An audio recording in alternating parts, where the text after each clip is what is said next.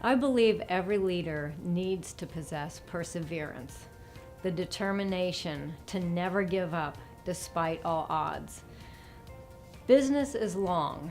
You have many situations where you want to give up and where your instincts, other people, the circumstance is telling you it's not going to work. But I believe that true leaders have the ability to talk themselves back into the game, and often they are able to encourage others to go along with them for the ride. I think resilience is one of the most important characteristics. I think the ability to bounce back from difficult things, to see your way around corners that look like they have no way around them, I think that's the most important thing to be successful as a leader. So I think every leader should have humility. I think having humility allows you to put the organization's needs in front of your own. You don't get a lot of ego involved in your decision making. I think it allows you to ask for help when you need it, to look to your staff to provide support, and to also look to your staff for their own professional development. So I think humility is very important. I also think it's important to have an appreciation for the absurd every once in a while. I'm of the mindset that everyone should use whatever skills and talents and resources they have to make their community a better place. I've always tried to find an organization whose mission I believe in. Right now I am the president of the board of trustees of Women Helping Women. They are a support organization for survivors of domestic violence and abuse, and I will do whatever I can to help that organization be successful. I think we should all find that sort of a passion that allows us to contribute. I feel so fortunate to be able to use my entrepreneurial instincts and my business experience in my role as president of the Mount Auburn Chamber of Commerce.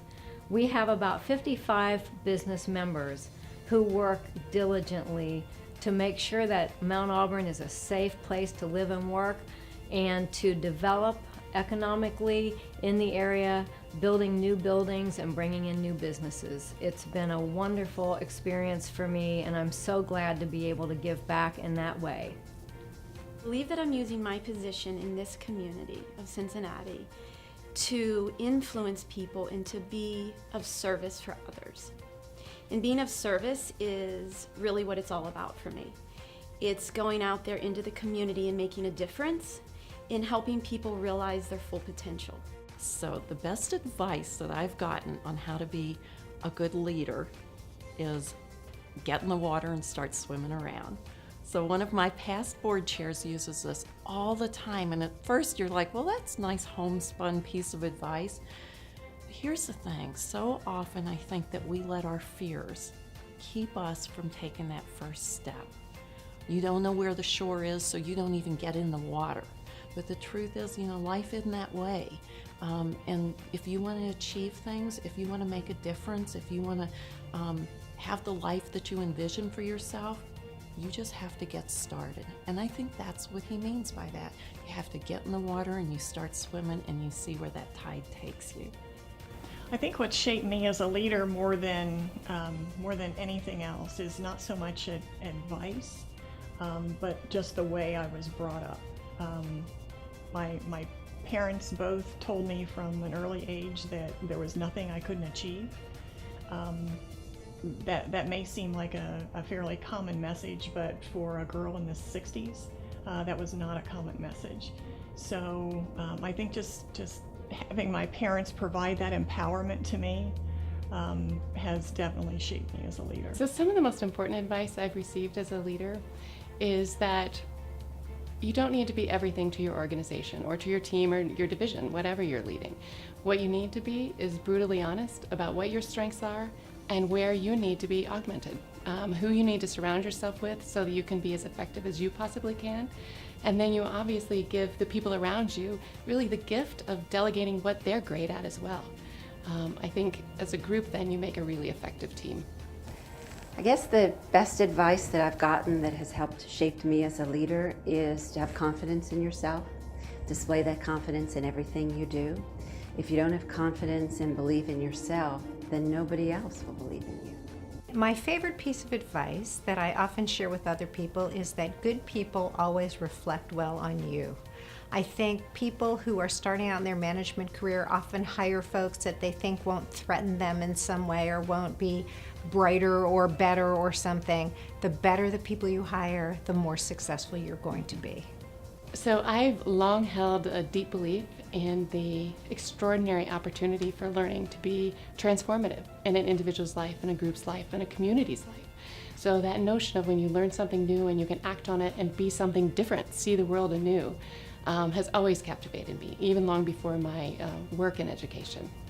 And so my organization, I'm incredibly fortunate to work for Mason Academy, where our core purpose is to transform individual, team, and organizational performance through extraordinary learning experiences. So it's deeply aligned to my personal core sense of purpose. The vision of Simply Power Yoga is to be in service for others and to co-create with as many people as we possibly can.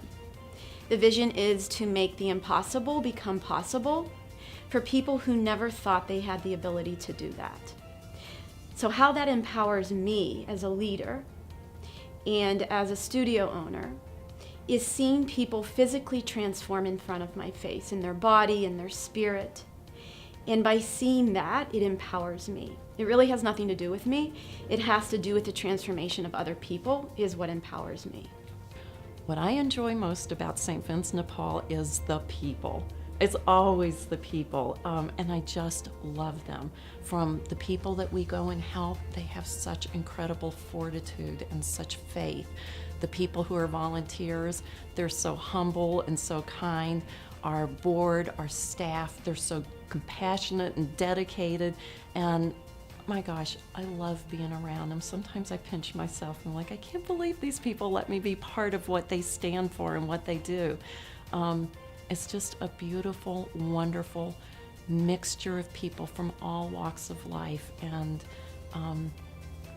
it's a very, very rich tapestry that I get to be part of.